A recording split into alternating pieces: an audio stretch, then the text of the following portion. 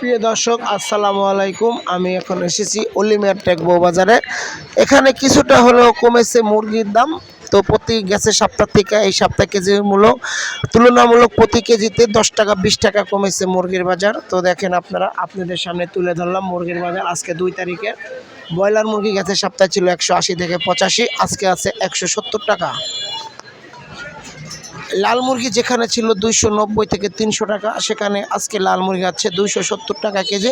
সোনালী মুরগি 280 টাকা থেকে 90 টাকা ছিল, সেখানে আজকে 270 টাকা কেজি। কক মুরগি 320 থেকে 300 টাকা কেজি। তো সাশ্রয়ী কিছু কাস্টমার ক্রেতারা ভালোই কেনাকাটায় মগ্ন আছে, যে যারা সাশ্রয়ী দামে পাচ্ছে তারা মোটামুটি কেনাকাটা করতেছেন।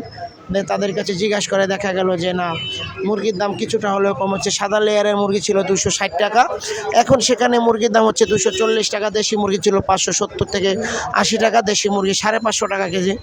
তো সারা দিন ঘোরাফেরা করে দেখলাম যে মোটামুটি এই বাজারে দাম কিছুটা কম হলেও মানুষ কিনে সাশ্রয় হচ্ছে, এবং দেখেন মোটামুটি ভালোই কিনতেছে তারা।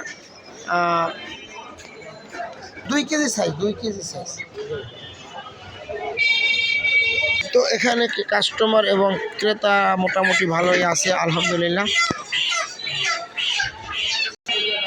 কিছুটা হলেও কমেছে গরুর গোশের দাম। গরুর গোশ তুলনামূলকভাবে এখন মোটামুটি আছে, ভালোই কাস্টমার আছে।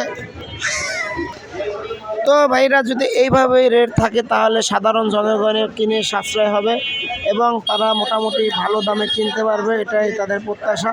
তো আজকের জন্য এ পর্যন্তই। আগামী দিনকে থাকছে আবার নিত্য নতুন রেট সামনে।